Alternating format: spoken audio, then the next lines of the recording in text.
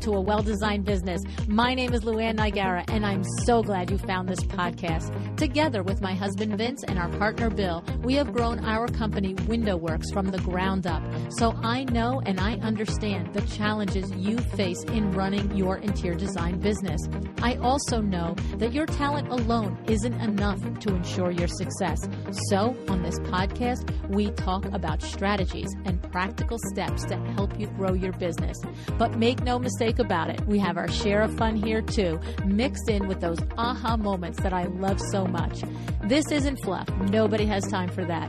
Whether you are a new interior designer or a seasoned designer, I am here to help you create and to manage the kind of interior design firm that you dream of. It's straight talk and it's action. Are you ready? Let's get started. Hi, welcome to A Well-Designed Business. Today, Sally Williams, the owner of Colorful Concepts Interior Design from Raleigh, North Carolina, joins me. Before we get started, I have to again point out another exceptionally well-written bio. Lately, I've been reading and pointing out the various ways my guests have been expressing their Fred Burns onlys in their bios. And this is because every week I still hear from you, I don't have an only. You do. You're just looking too hard. Describe 3 differences between you and a best friend, or 3 differences between you and a sibling. These are your onlys. Think about it. Take a sibling. There are a dozen things that are exactly the same, right? Possibly the same parents, the same house that you grew up in, the same street that you grew up in, the same grammar school that you went to, the same other siblings, right? I mean, these are just facts. Okay, but think about what makes you different. Even if you have a twin, what makes you different from your twin? This is getting to the heart of your only. Okay, then when you have figured this out, the next step is to weave them into a conversational storyline that ties up everything that is you and your firm with a nice bow. When you really listen to and take Fred's message to heart, you learn that your only is not always a big thing, but it is always you. There's a link to Sally's full bio written in the show notes, so go there and see how well she has done it. For now, I'm going to just read the onlys that jumped out to me, giving me a grasp of who Sally is, which, by the way, is the main point of any bio. It is to do the heavy lifting of either attracting the people that you want to work with to you or sending those that you would prefer not to work with off packing to someone else, right? Read your bio. If it can be true of you and any other person in the design field, you have not written your bio. You've simply written a page of facts. So here are the sentences that stand out to me and tell me just who Sally is, because when they're said all together in her bio, the combination can only be Sally Williams. So here they are. Sally is a CQRID certified interior designer. She has a degree in accounting. She worked in corporate accounting management. She has a lifelong passion for fine art and craft. She owned her own art gallery for 7 years. She is the daughter of a United States Foreign Service officer. She lived most of her childhood overseas. Her father is French-Canadian and her mother is Peruvian, and this influences her design. She is a past president of the Untitled Chapter of the Interior Design Society, and she is a volunteer with the Leukemia and Lymphoma Society. And this line also is in her bio. At Colorful Concepts Interior Design, long-term client relationships are valued, and we look forward to working with you on future projects. I mean, right there. Do you think that she is the only interior designer that wants to have long-term relationships with her clients and wants to encourage them to come back? No, but she put it there. So when somebody reads it, they think, oh, she's interested in cultivating a long-term relationship. It tells them something about Sally. Okay, all of these details that are sprinkled throughout her bio, they create a real sense of who Sally is, don't you think? And how about the name of her firm? Colorful Concepts Interior Design. When you just hear that name before you read her bio, you think, oh, okay, cute, catchy name. She probably, came up with it, whatever. But now when you read about who Sally is, that she lived abroad most of her childhood, that her mother is Peruvian, her father is French Canadian, and that she loves art and she had a gallery, all of a sudden, colorful concepts interior design doesn't sound like just any name. It sounds like a name that's personal and means something to Sally.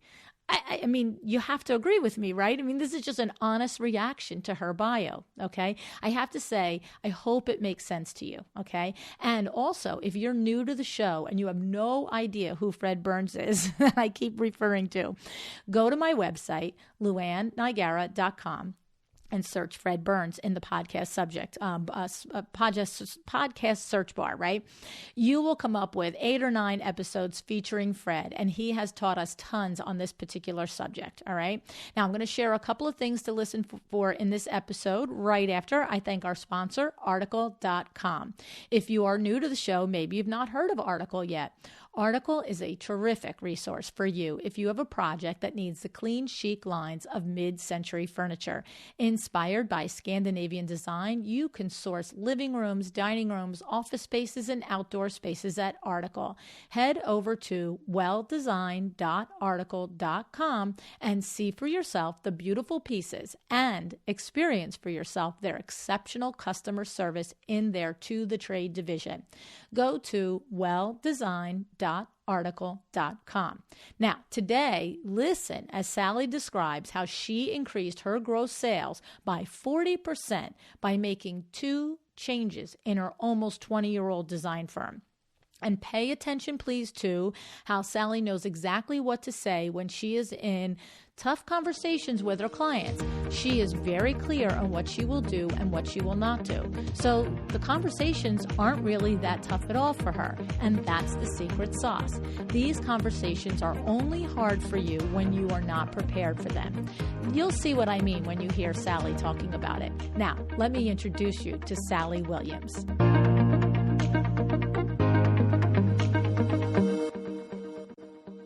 Hi, Sally. Thanks so much for joining me on A Well-Designed Business today. Oh, well, thank you, Luann. I'm excited to be here. Yes, I am too, because in our pre-air little chat here, our get-to-know-you chat, you shared something with me that I went, oh, yeah, okay, we're starting with that. We're pitching everything else we just talked about. You shared with me that you are headed to an annual gross revenue this year of nearly $1 million, which is interesting and fabulous, and I commend you for that. But the big thing that you said to me when I asked you, was that a typical year for you? You said that that is up 40% from 2018. And I said, ooh, we need to know how come. And so that's what we're going to start this conversation off with today. So First of all, congratulations, because $1 million in revenue is nothing to shake a stick at. And I know what it takes to run a firm that does that kind of business and also manage that kind of business. So congratulations. But 40% growth is a whole nother thing, because that's also something to be happy and proud of, but it also is something that needs to be managed in real time too. So tell us a little bit about, first tell us a little bit about how you achieved the 40% growth, and then I'll go into how you've and your team are managing it. Okay. Well, we have some really good projects this year, so thankful for that. But with our new projects, I decided to make a couple of changes this year. We just upped our markup percentage a little bit, and we also switched back to hourly billing.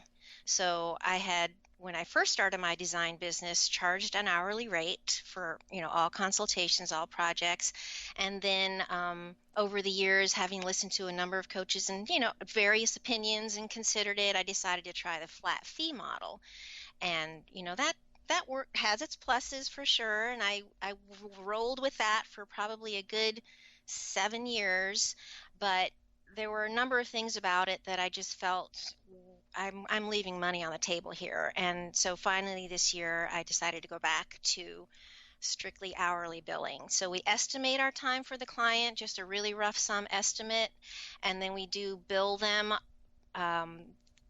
flat fees based on the estimate, but we are tracking our hours all along the way. We're providing those time records to them, and as soon as we exceed that estimate, they're getting our bill for the hourly time.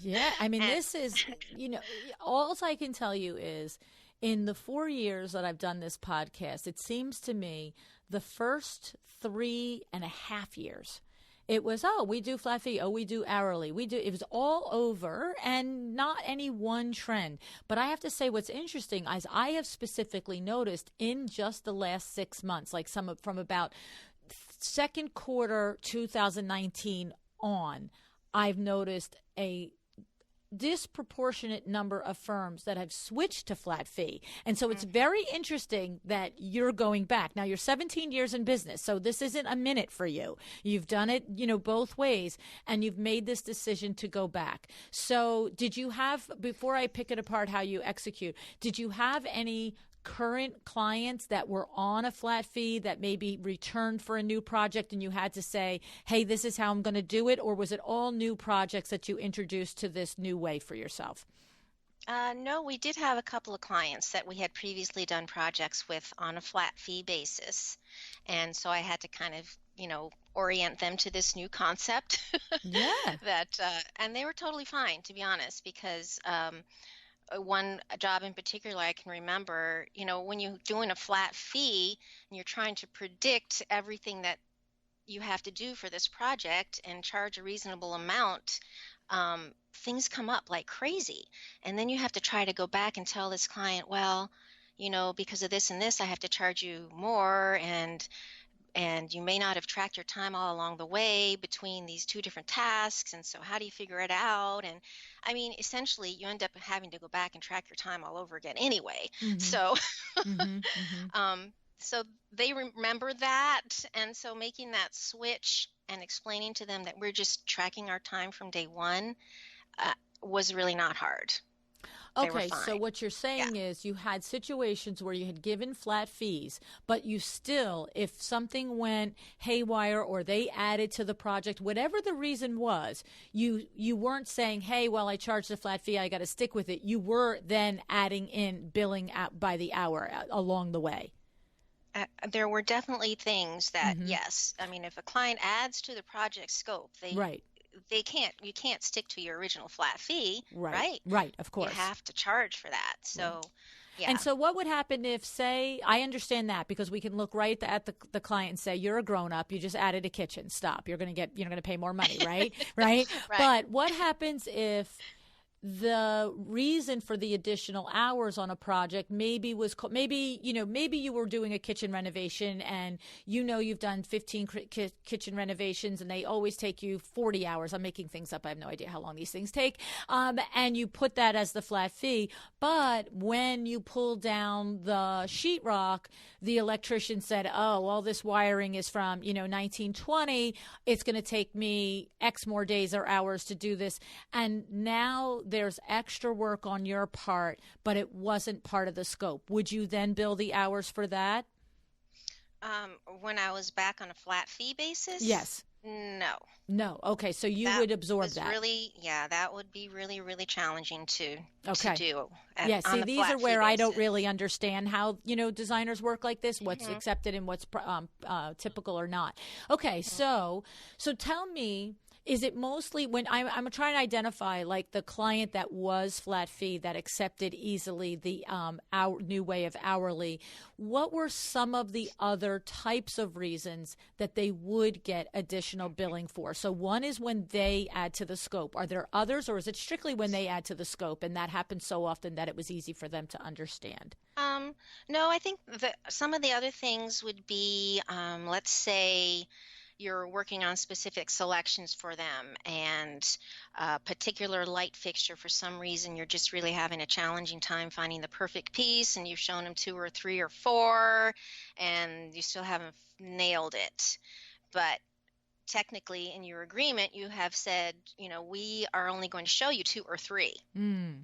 And then beyond that, we are going to have to charge you for that time. Okay, so revisions, basically, revisions and additional sourcing. Additional sourcing. Another thing might be for some reason you have to make extra site visits to a construction site. Let's say something happened with the flooring, the contractor did something that is calling for you to have to make an extra 2 or 3 trips to that site, which you had only estimated, 10 visits altogether, let's say, and now all of a sudden you have 15, and the project is 45 minutes or an hour from your office. Okay. So then you have to charge the client for that. Okay. And so then you would have a conversation with the client and say, this situation caused me to have 5 more visits than planned, and here's the invoice for my hourly fee to do this.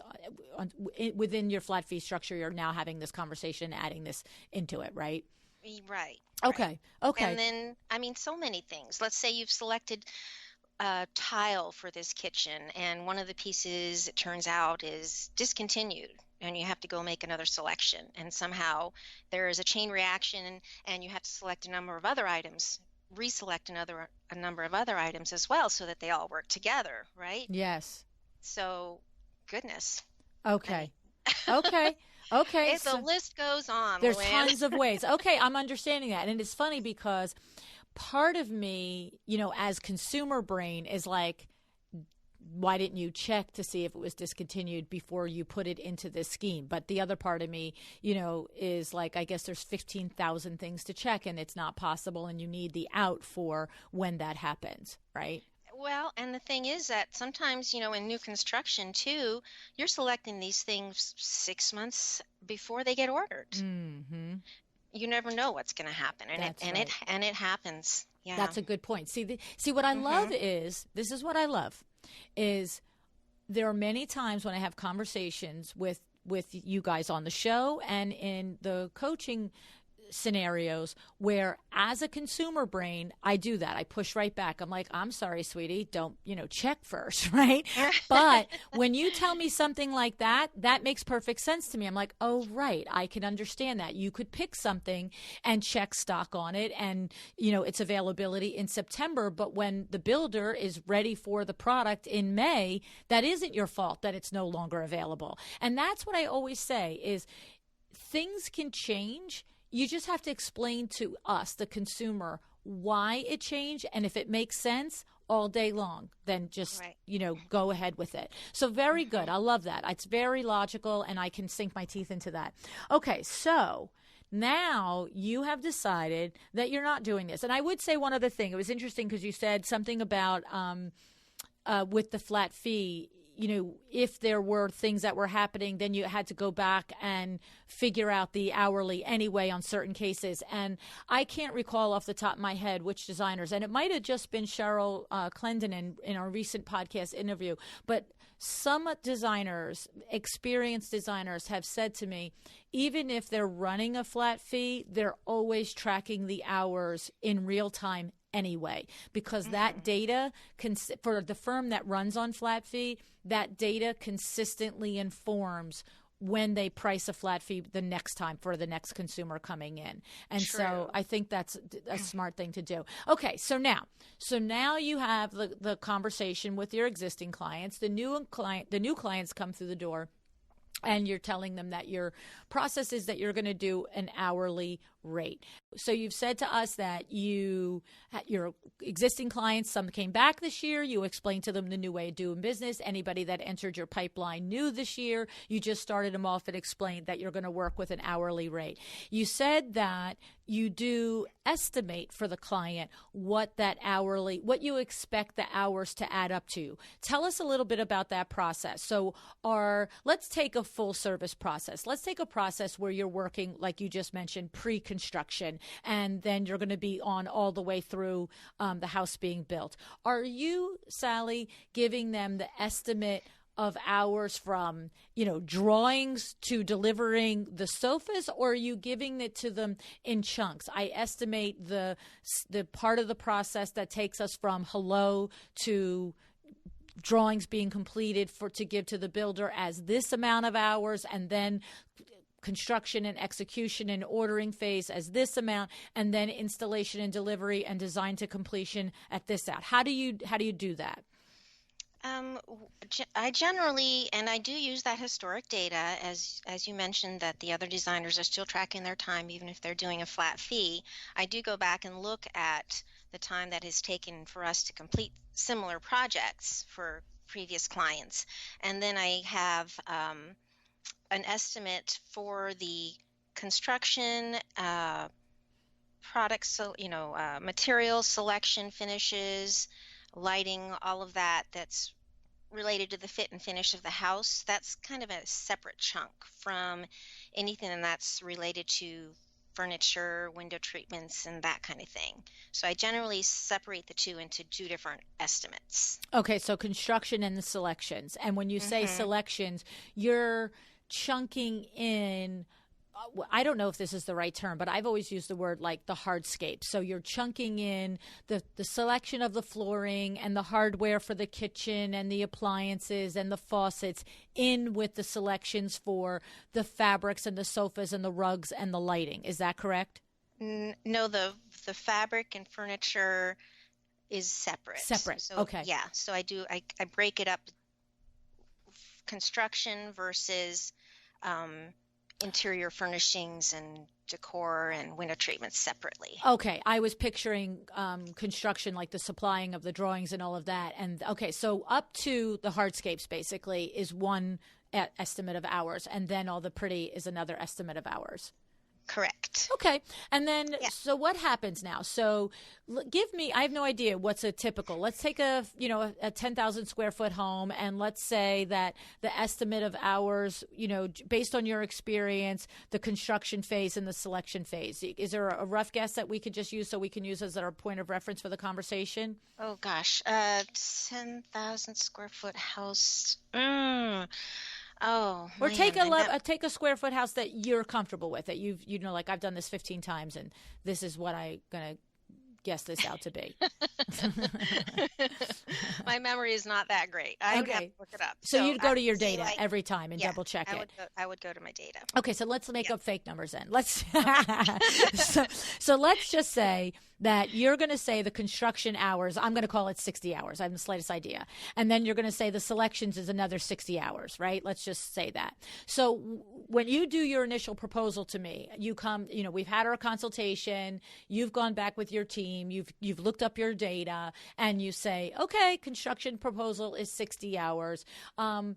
You then times that by your hourly, and you present it, and then how do you tell them? Let's say it's $200 an hour. I have no idea, and I have no idea what 60 times 200 is. That we all know that I cannot do math in my head, so let's just do 200 times 60 is $12,000. It's totally not enough money, is it? I know that it's not. It doesn't matter. Okay, so let's just say it's $12,000. Do you say to them, hey, I'm going to take all that $12,000 right now and I'm going to get to work? Or do you then break that out over the weeks or the months? How do you do that?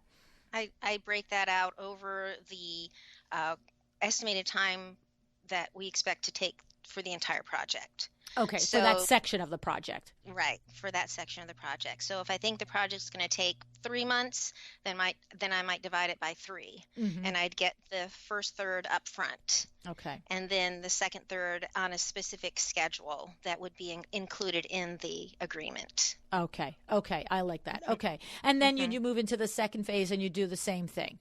Correct. Okay, Yep. Okay, and they do it one payment per month. In that scenario, it would be one payment per month. Okay. Yeah. Okay. And then what happens? So now you're saying that this is roughly 60 hours. So I'm getting very in the weeds because I'm getting a lot of questions, by the way, on very much how to do it in the weeds. So, okay. So let's say you've said to me, Luann, it's going to take me 60 hours to do the first 3 month phase of your project. You're going to pay me, what do we say, $4,000 a month. That first payment is due now. Your second payment will be due on this date. Your third payment will be due on this date. And do you say, Sally, and as I go, I will be tracking my hours. And if it turns out that it's 72 hours, I will be adding it at the second and third payment. And if ultimately it ends up being 50 hours, you will have a less amount payment due on your final payment. Is that how it works? Essentially, yes. Okay. Yes. And is And it I ever provide this. less? Do you ever have to say if it's less, or it's never less, so it doesn't It's matter? never less. It's never less. And that's why I'm like charging hourly. Okay. But I have to tell you, me, consumer Luann, when you say to me, and if there's more when it happens, I'll be putting it into that second and third month bill, I would say to you, is it ever less? You know what I And mean? I would say to you, I truly, honestly wish it were, but it never is because I know that once we get started on your project, you're going to think of other things that you would really love for us to help you with, and we will happily do that. And so we just track our time as we go along because a lot of times those things that you're going to ask us to help you with are things that we could also do at the same time that we're working on some of these other things that are already part of your project scope. So it's kind of efficient use of our time. And if we don't track it as we go along, it's very difficult to figure out how much time we've actually spent on those things at the end.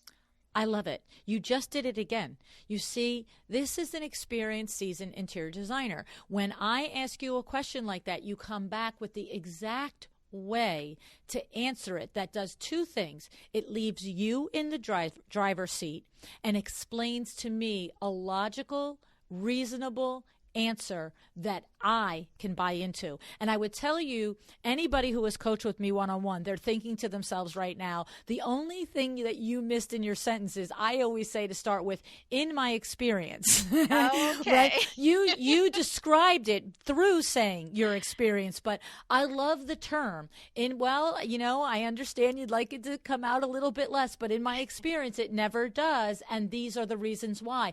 And you very capably, professionally, non-confrontationally explain to me why you know, based on your years of doing this, that in fact it's never going to be less. So don't think it's going to be.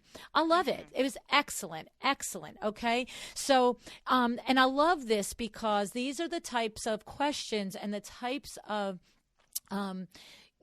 back and forth conversation that a baby designer or rising designer struggles to to have this conversation with their client. And it's seasoned designers like yourself that just, there's no flip-flopping, right? You didn't say, Right. well, maybe if it does, I'll let you know. You just said, no, it's not going to.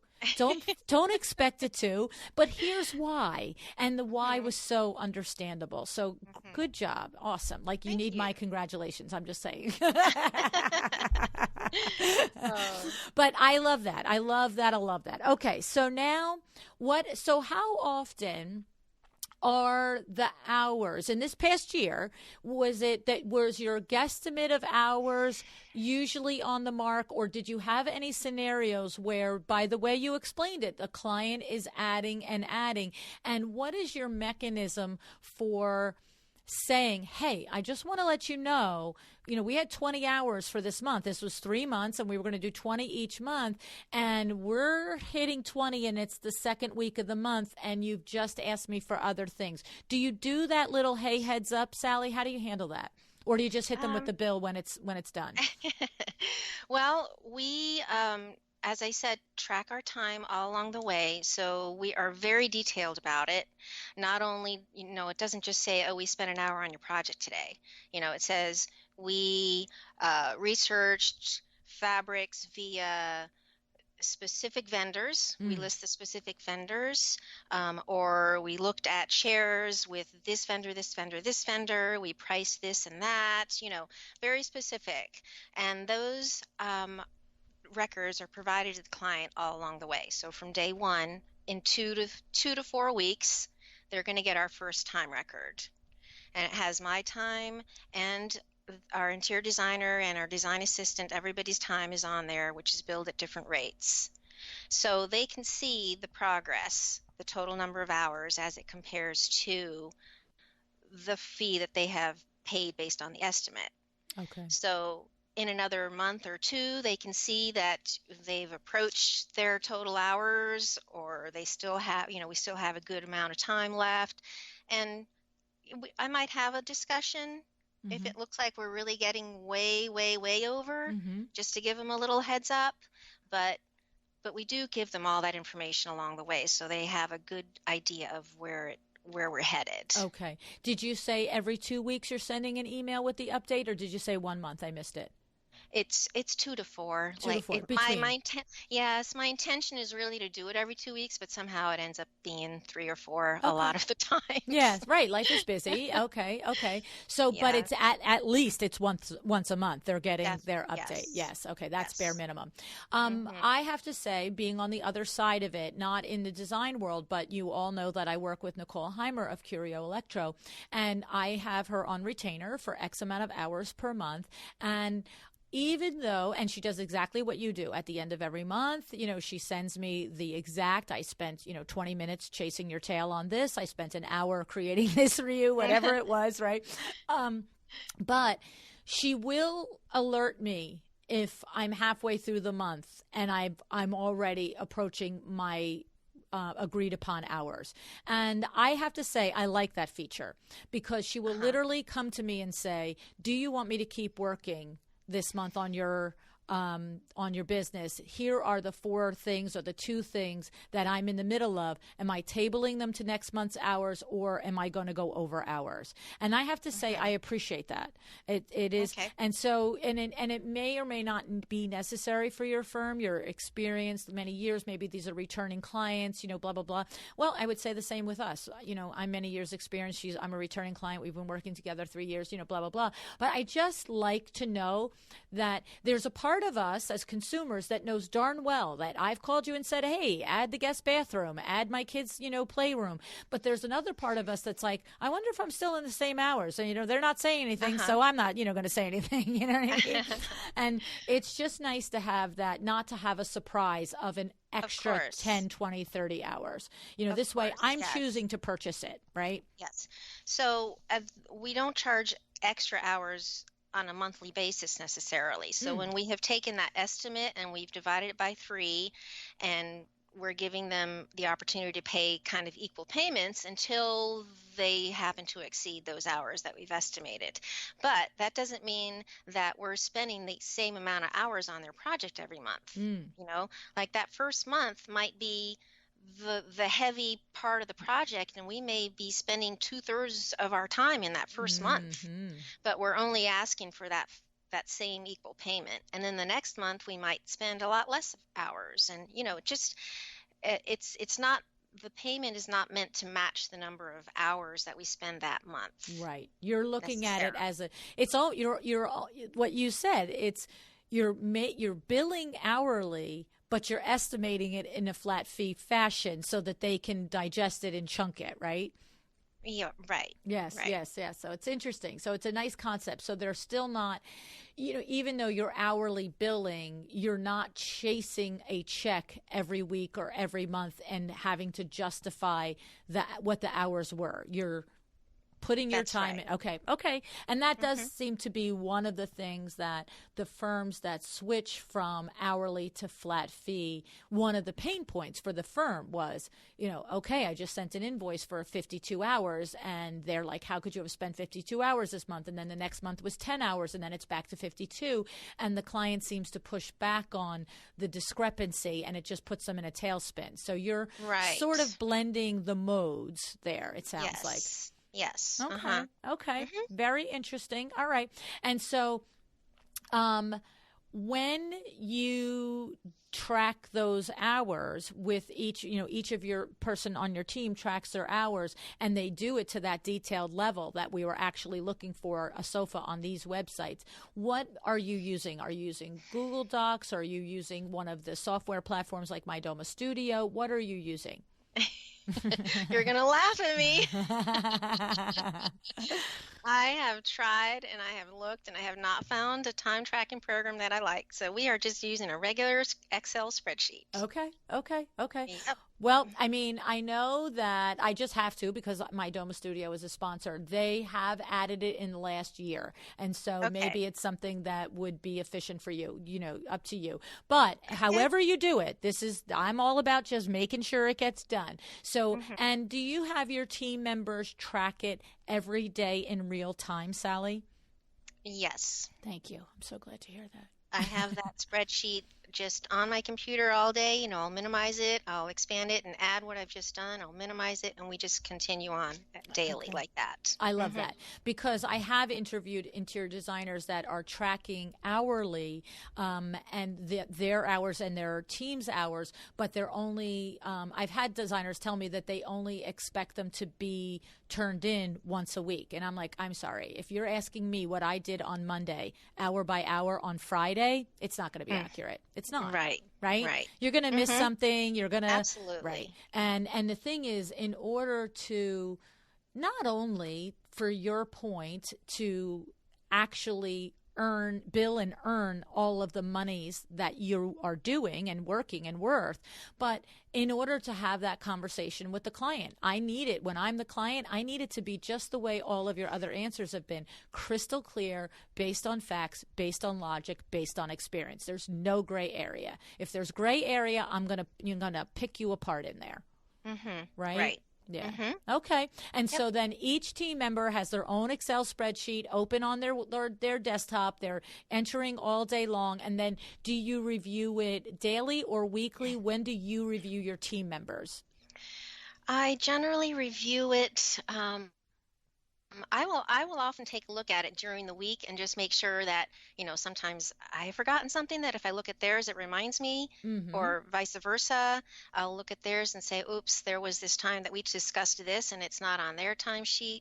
So I'll take a look at it, but a final review with my signature and approval for the admin to proceed to combine it all for the clients is every other week. Okay. But I like that you're poking in it every week while things are fresh on your brain.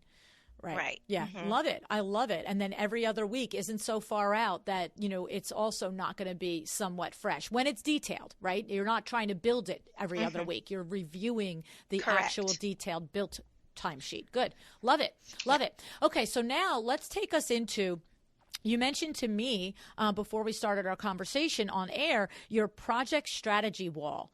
Walk us through, because now we've got the client, they've signed, we've estimated our hours, and now we're going to, as a team, start to execute this project. Tell us how you do that, Sally. Okay.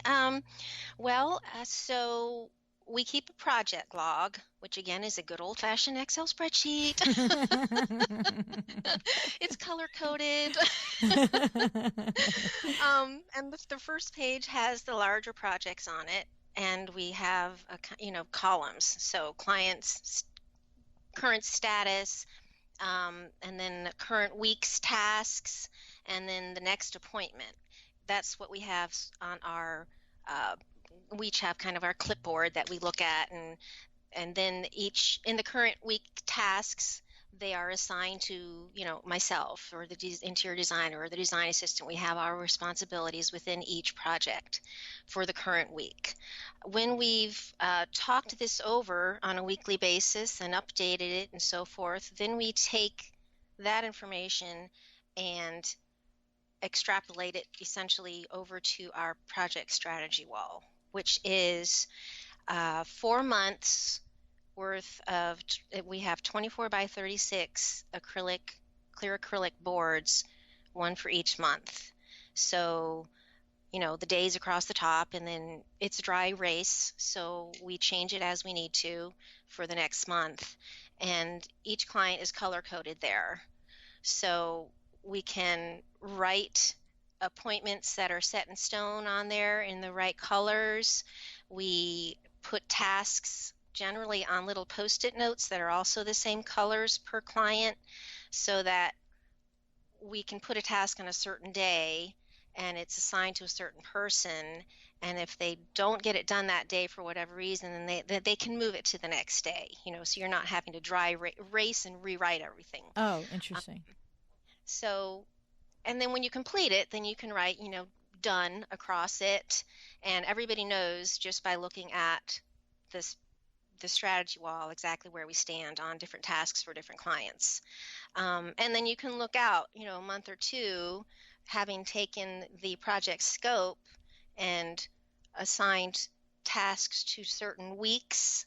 you can look and see, well, this week is looking a little crazy busy, Yes. or, things are getting quiet over here. So maybe that's when we're actually ready to start another project. When our next client comes along, we can say, that's the week we can start, you know. So Okay. that's kind of, yeah. So, yeah, so let me pull it apart a little so I understand. So, I'm looking at 4 months in front of me. I'm looking at a grid 24 by 36, and it's got, January, February, March, April, each of the months. All the days are there. You are, as a team, you first make your project log and you list all of your clients, and then you list the tasks for each client, and then you schedule when it should be due. So if I just sign my contract with you and we are going to, let's make it a little bit easier. Let's do a kitchen renovation. Okay, let's make it a tiny bit easier. We're going to do a kitchen renovation. You have to gut my current kitchen. You have to design my new kitchen. So if we're starting at square one, you might have on there, call demo guy, you know what I mean? Or call cabinet guy for estimate. And now that would be assigned to your design assistant on the first week in the first month of this project. And that my color code is green. And so my thing on your calendar is green because there's another client that is color coded pink and you're doing a bathroom for them. And the same demo guy maybe is going to go to you see what I'm saying? I'm trying to get the organization of it. Okay. You're on the right track. Okay.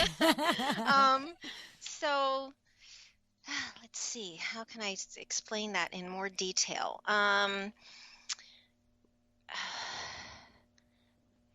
you looking at your board? Are you at the studio? No. Okay. I'm at the studio, but I'm at the office. I mean, at the room all the way down the end of the hall because I'm supposed to be in a quiet space, yes. right? And they're working at the other end of the project strategy wall is in their office, so that would not be a place. I mean, I guess just for the sake of that baby designer or rising designer, that, a baby designer is like, how do I do this? And a rising designer is what's working, what I'm doing, is it working? So this sort of 4-month lookout is probably, it's probably helpful to have this peek behind this and to see how it works. So, can you think of any type of task? Don't use my example. Use a task that you just over and over again. The first thing that happens when you do a project. What are the types of things that you put out there?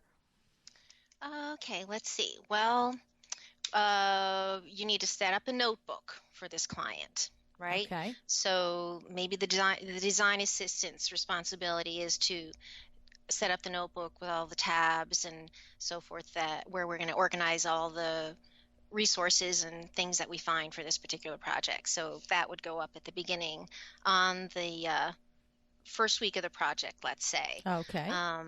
And then we would need to, I'm sure, make a list of all the products that we need to find for this project, the order we would want to do this in, and then decide when we're going to particular showrooms that we need to go to. Okay. So we would fill in based on our availability as well, when we're going to go to these different showrooms. Let's see. I love it. This makes total sense. Okay.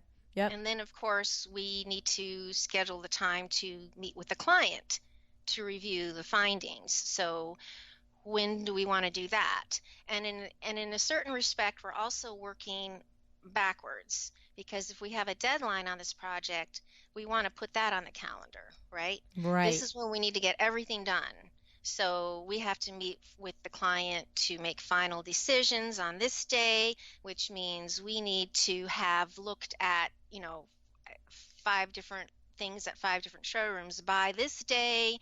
So if we have only 2.5 weeks to do that, when are we going to go to those showrooms within that 2.5 week period and just plop them in there, I love it. So This makes sense. Thank you for sharing and thank you for putting up with my disconnect on it. But I do love it. So when you break it down like that, it's really from the beginning, day one, make a notebook that gets assigned to XYZ person. And of course, that goes into the first week. I get that. That's easy. Go get going. And then, and I love the idea of working from the deadline backwards. Makes total sense. So we know that this client wanted, XYZ to happen by X date. We have to have our first follow-up meeting with them or our first presentation meeting or whatever the meeting criteria is.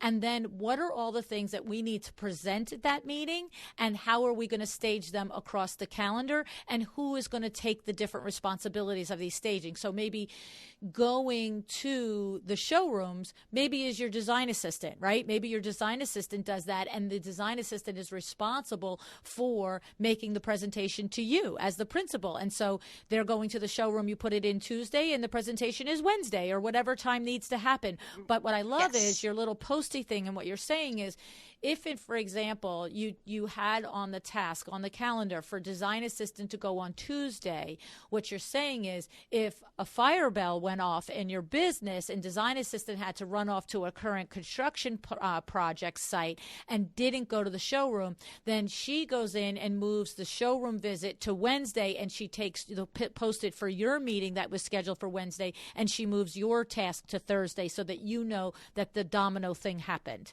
Exactly. I love it. Well, you're so good at explaining that, Luann. Thank you.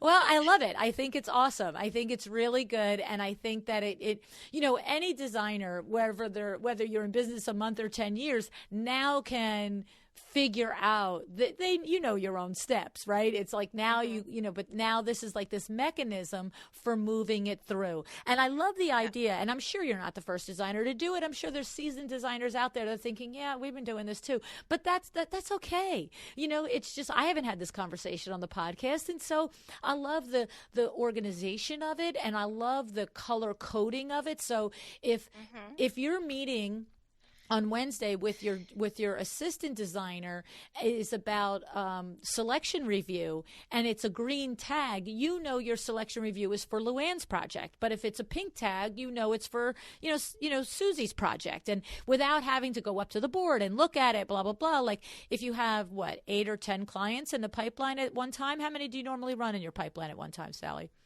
That's pretty close, actually. Okay. Generally, the big, we might have 5 or 6 big active ones, and then a few that are sort of, smaller or finishing up, not so much going on. Yeah.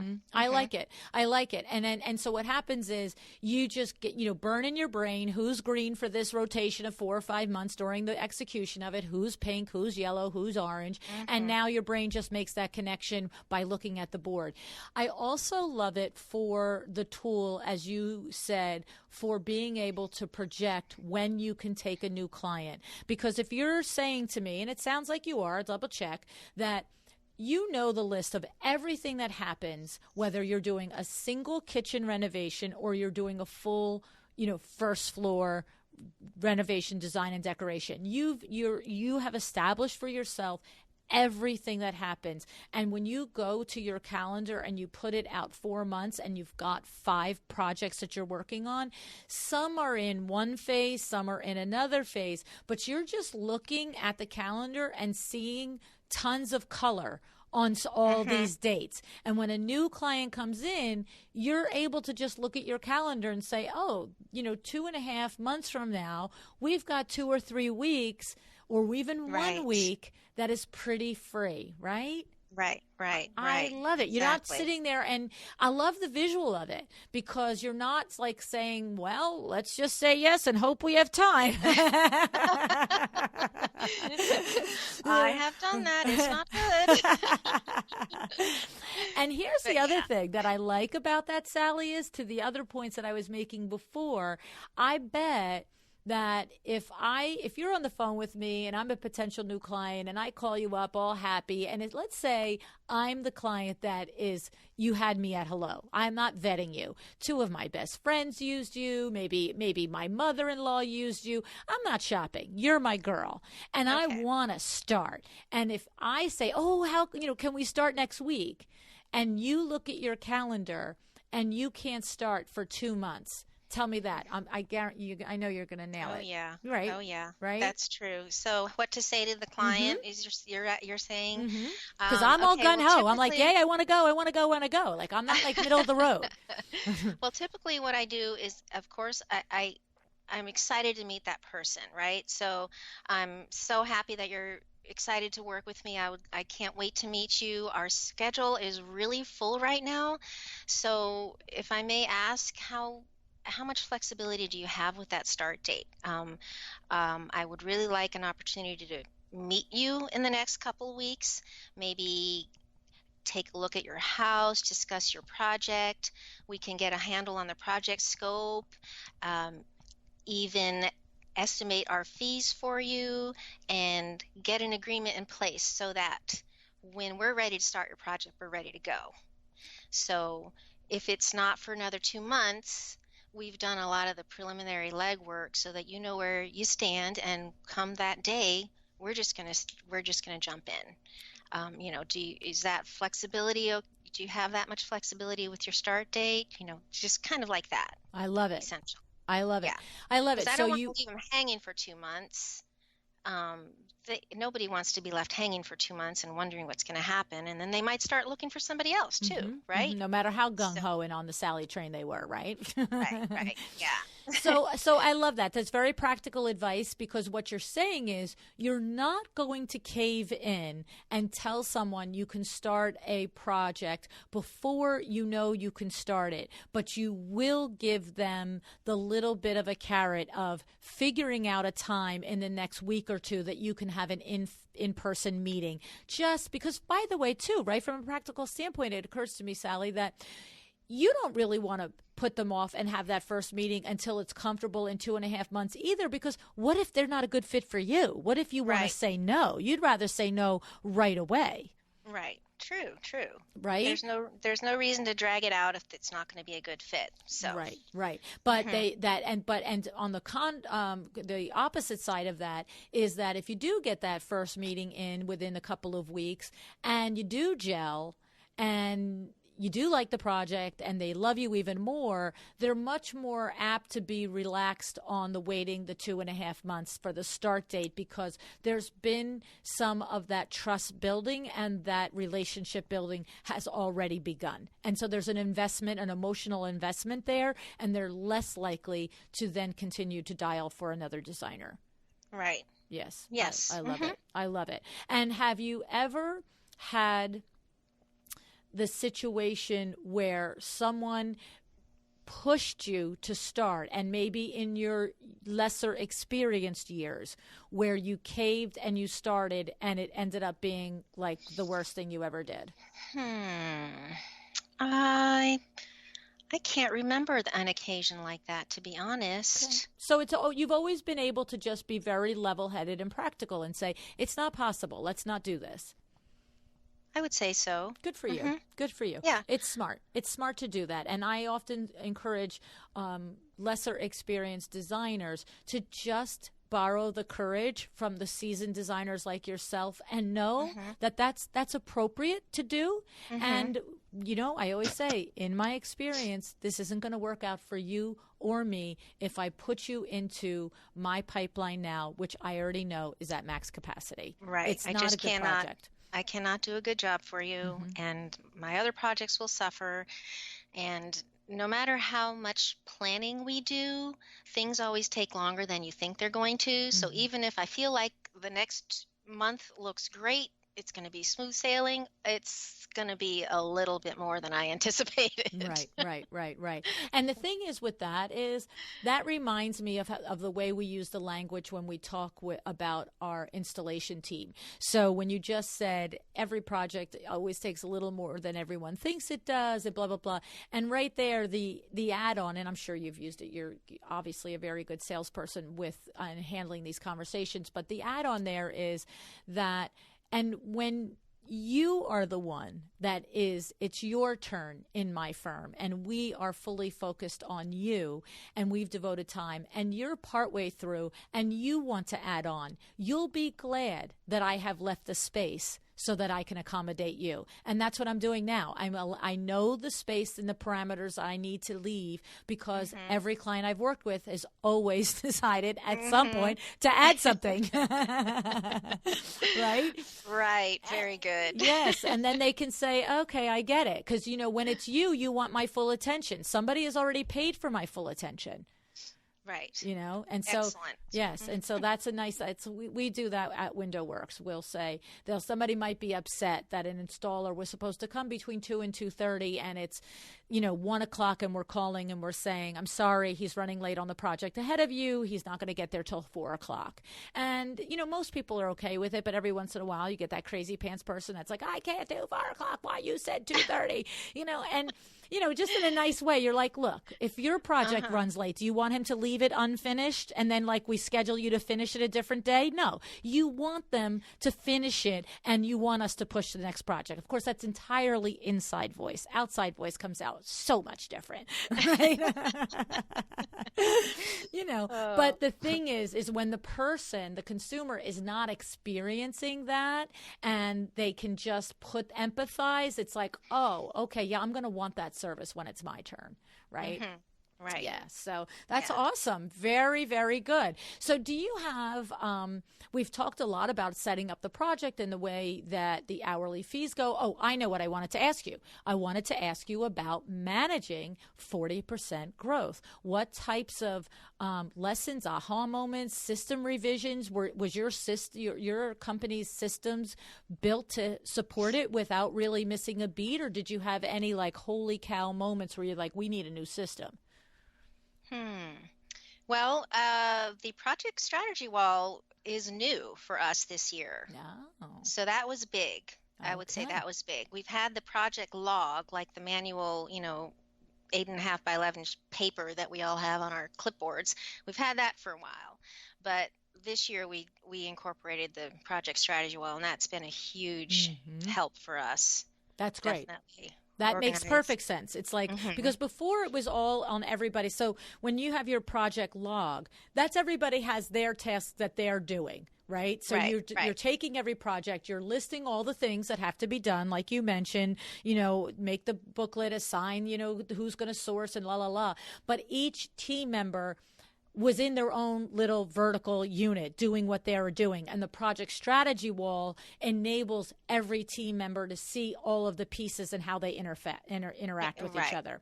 Exactly. Yes. And everybody is then buying in and committed to the deadlines and stuff that we have going on, right?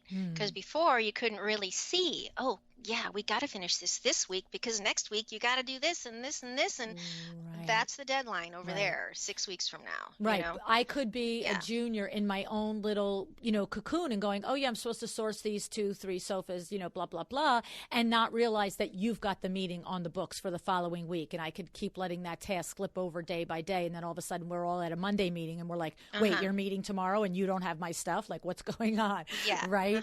So, okay, so that's a great adjustment for that significant growth. Good for you. Okay, I love that. All right, now tell me a little bit about, you're so on it with the onboarding and the execution. How do you wrap up a project? Do you have certain touch points, and not only wrap it up, but do you have certain touch points throughout the project? We've talked many times on the podcast about that whole middle phase where the clients are all unhappy, their house is in a shambles, nothing, that have been spending money on tons of products and, different things, and nothing's pretty, and they're cranky. Do you have certain touch points through a project that you will do to keep people happy and focused?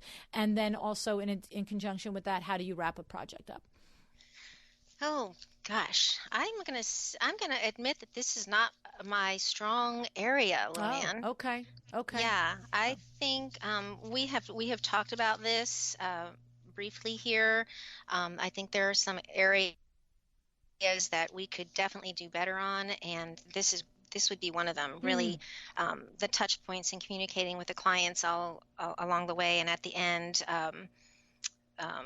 getting I would say some kind of a performance review almost, Mm-hmm. right? Mm-hmm. Asking them specific questions about how we did with this and that and how could we do better and that kind of thing. I think that's really important, and it's something that we have not really incorporated. Okay. So Well, as you're growing, so maybe give it a thought, right?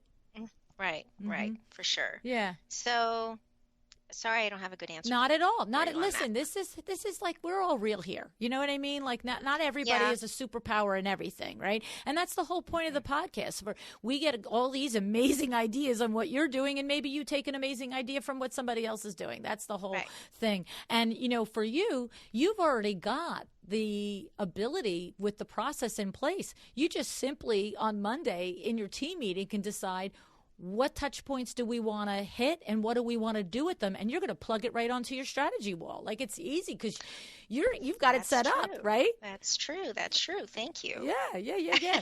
And I would tell you that if you, Susan Brunstrom was on the podcast way back in the first year. I'll put the episode number in the show notes. And she did talk about her wrap up process with her clients. And it's a very specific process, and it's a good process. And I recommend anyone that hasn't really put this on their to-do list to create this in their firm to head back to that episode and check that out. It's, look, we're all I a will work do in that. projects. We're all in Yeah. work in process. It's Yeah.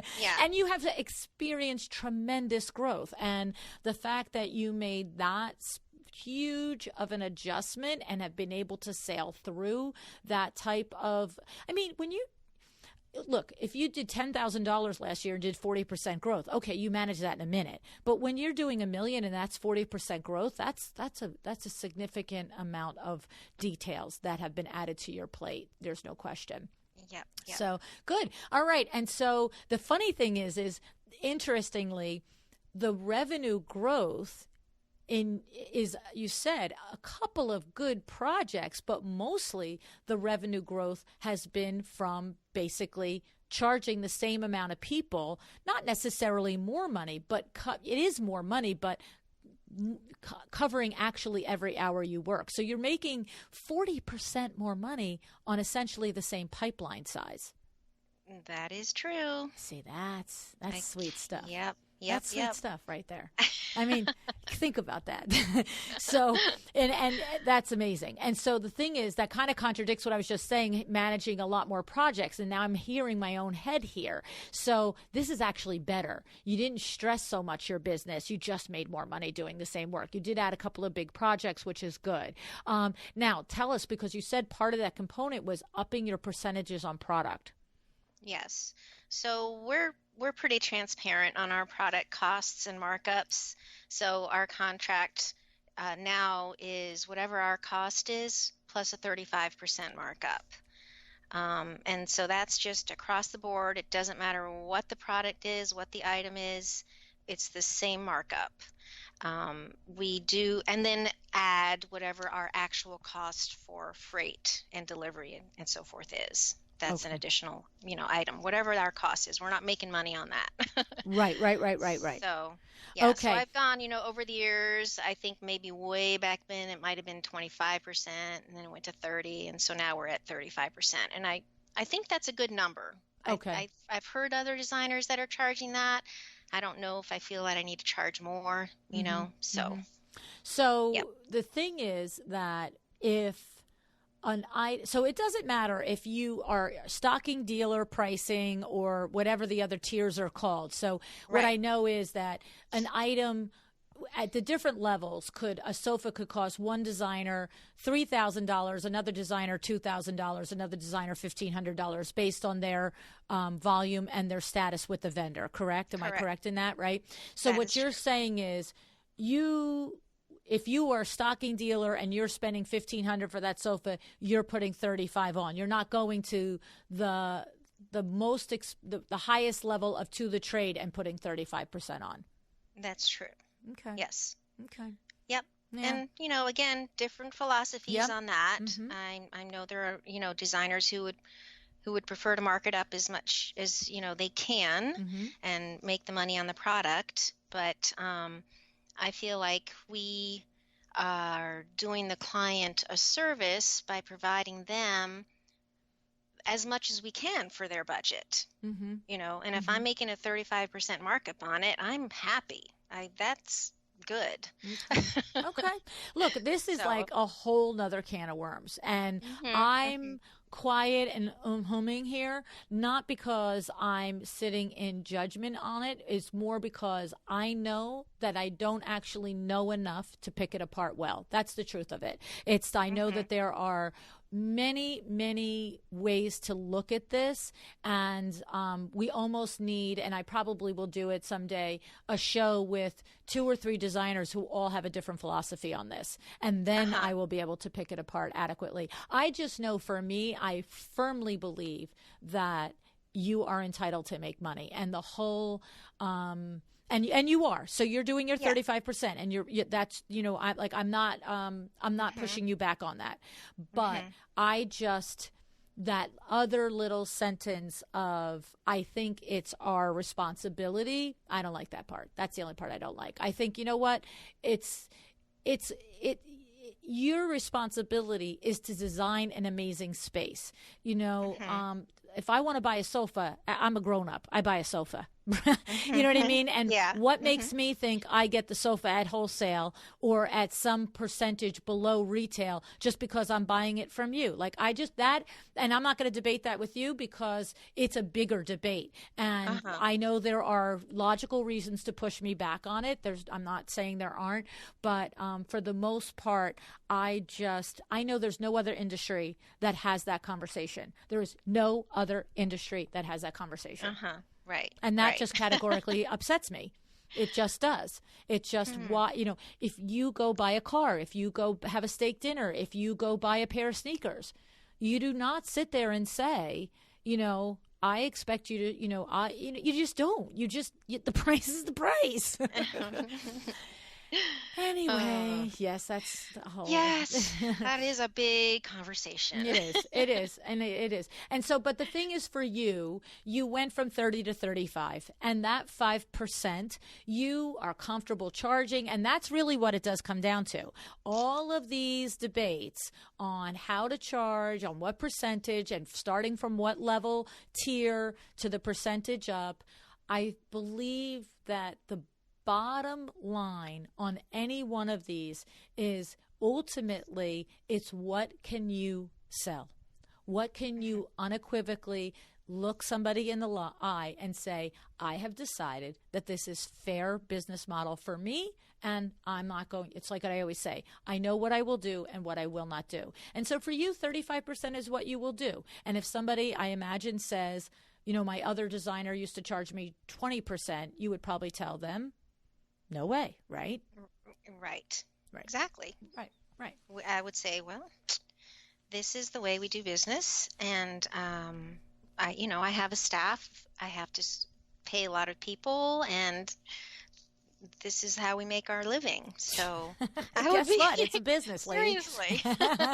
It takes a village to make your house look amazing. Yeah, yeah.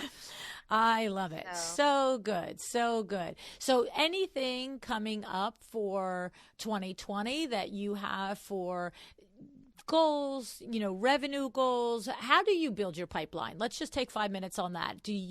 Are you strictly referral at 17 years in business? Do you do things from an active marketing standpoint to always attract new clients into your pipeline? What are you doing with that, Sally? well, we do have a lot of word of mouth and referrals, previous clients and things, but I am always marketing.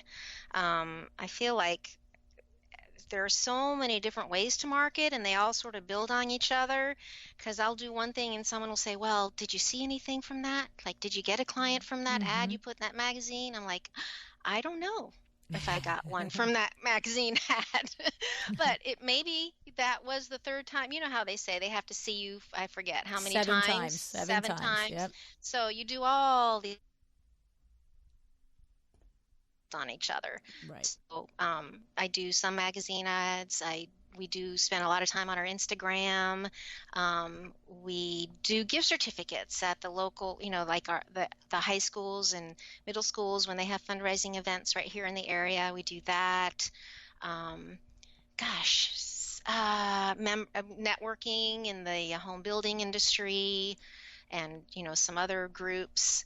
Uh, Um, there are just quite a few things that we still do marketing wise I to love keep it. our name out there. I love it. I just Yep. submitted an article the time we're recording to Window Fashion Vision magazine, and I think it comes out in January. I'm always, they're always several months ahead with a magazine, and I literally just laid out. Somebody had once said to me emailed through the podcast and said, "How at 38 years in business at Window Works is your revenue always growing? How is the business itself that old still growing?"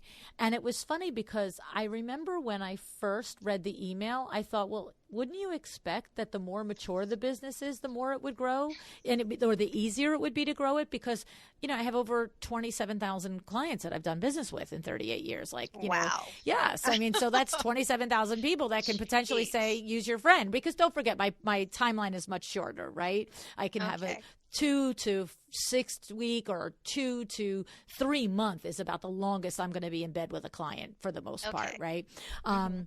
And so, but then when I sat and thought about it, I said, is it really just because of that? And then I said to myself, you know what? When I really analyzed it, we continue to constantly market, just like you just said. And it's all the things that you just said. And I actually reference that 7 times rule in the article, because the simple truth is that, just like your philosophy, we are hitting our consumers every single month. They get a newsletter. They get, we'll show up in a print ad. We'll send a direct mail piece to them. We will do the gift certificates at the high schools and the colleges and the sports teams. We do the networking events. We do all of these things.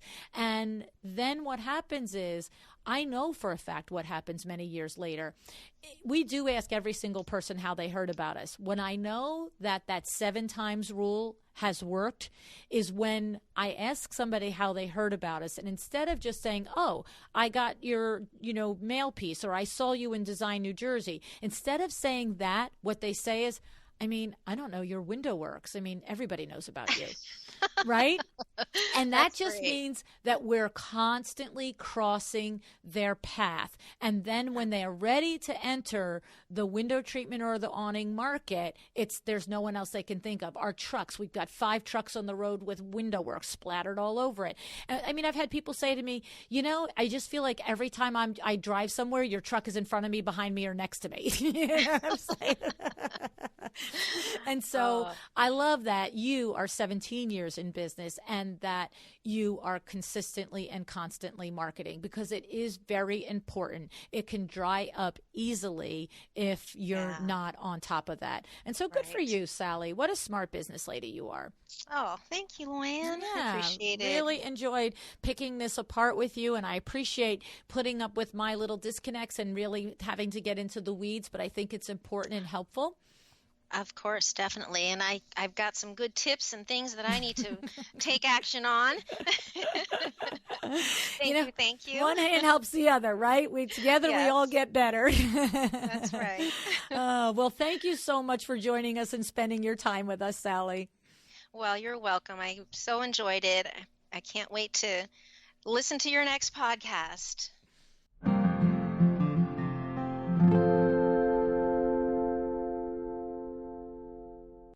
2 simple changes. Sally switched from flat fee to hourly, and she decided that she charges 35% markup on everything, whether she buys an item at stocking dealer, at retail, or anywhere in between. And how can she do that? She tells her clients up front that that's how she does it. Crazy concept, I know. The thing is, this is the key. When you look someone in the eye and say, this is how I do it, what can they do? All right, they can push you back if they want, but if, like Sally, you know why you are setting a practice in place, you will simply explain it to the potential client directly, respectfully, but with finality and confidence. You heard Sally do it a couple of times during the interview. And when you do this, the potential client has 2 options. They can agree and sign on the dotted line, or they can hit the road. Either one should be good with you. Okay, you hear me? Either one should be good with you. If they agree, terrific. And if they don't and they leave, better. Then because now you know they don't want to work in the way you work. All right, this is the big aha. I hope you're hearing it. Now, as far as hourly or flat fee, this is for you to decide for your firm. The reason Sally is making more money with this change isn't exactly because she is charging an hourly fee rather than a flat fee. I know it might seem that way on the surface, but the real reason she is making more money this way is because, number one, by charging hourly, she is committed to herself and her firm to tracking every single hour and not guessing or throwing in extra hours, okay, for free. But secondly, and to me, much more importantly, it is because by charging hourly, Sally herself feels confident and deserving of charging every hour. Do you see the nuance there? She owns it. Sally actually believes wholeheartedly that this fee structure serves both herself and her clients in the very best way possible. Do you see that? It's what I say all the time. If you own it, if you are clear, if you know what you will do and what you will not do, you cannot be negotiated with. And that's really what's happening with Sally. She took a long, hard look at the way she was running her business, and she said, this isn't serving me or my clients. And when she changed it, she's not uncomfortable about if it's 52 hours, it's 52 hours. She doesn't say, well, maybe I should only bill for 40. No, she knows that this is what's fair, okay? It's a non-negotiable. In an upcoming interview with Eric Ross from Nashville, you will hear how he charges 180% completely different. Okay. He, however, though, is as committed to his way. He is as many years a successful firm. And the one thing is this the same between the two of them is his belief and confidence that his fee structure is best for his firm and his clients. Okay. So the same fee structure is not what's important. It's the way you internalize it and you own it and the way you explain it. Because if you really believe it, it is, all right? The takeaway is if you are experiencing pushback on the way you charge and your fee structure, it's a 90% probability that it's not the fee structure itself, but it's your lack of confidence in it. And possibly, and also might be really the bigger part, your ability to explain your method of design fees and so forth with certainty and conviction. I mean, logically, what else could it be? Off the top of my head, without even going through my list of interviewees, I can think of 4 highly successful, profitable firms that have completely different ways of charging. Sandra Funk, House of Funk, Blanche Garcia, Sally Williams, and Eric Ross. Each of these are long-running design firms. They're each profitable. They each have busy pipelines, and every single one of them handles the fees in a completely different way. I mean, I know this to be true, okay? So what's the common denominator? Their particular commitment to the way they do it. And if a potential client doesn't care for it, they don't care if that client doesn't hire them. They don't do any looking in the rear view mirror, okay? So they have figured out for themselves what works for them, and they present it. I hope this hits a chord with you. This thinking is the beginning of running your projects, not your clients running you. Okay? Big message. Okay? Now, if you are listening in real time, it is December 31st, 2019, New Year's Eve. I want to wish you the happiest and most successful of years in 2020. However, more than wish for it, I want you to plan for it. If you haven't already, do these things now. Spend time planning for 2020. Know your cost to be open number. Figure out how many projects, how many products, or how many billable hours you need to meet and exceed that cost to be open number so that you're profitable. Map out your marketing strategy for the year. Consider if you need to hire. Consider if your current employees are the most ideal for your firm. Establish a budget for business development. It may be attending a conference, taking a course, purchasing new software, investing in leadership training, or coaching. Whatever you need to improve your business, please always be sure to budget for it. And allot time for reflection, for working on your business, okay? And allot time for rest and recharging. These are all so important to running a successful business. Together with done with intention, meaning that you've planned and executed these things, you will increase your gross revenue as well as your net profits. And that's what it's all about, right? It's not a hobby, right? So, but we know in the end, all of these things could be on a piece of paper because it takes one critical step. You must decide to be excellent. Happy New Year, my friend. Thank you so much for joining me again today. This podcast is a production of WindowWorks, your resource for custom window treatments and awnings. To learn how we can help you on your next interior design project, go to www.windowworks-nj.com. And if you're interested in working with me on your business, either through masterminds or one-on-one coaching, or you want to know how to get my book, The Making of a Well-Designed Business, or you just want to know what's going on in the podcast land and where I'm going to be, all of that is found at luannniagara.com. Thank you so much. Have an excellent day.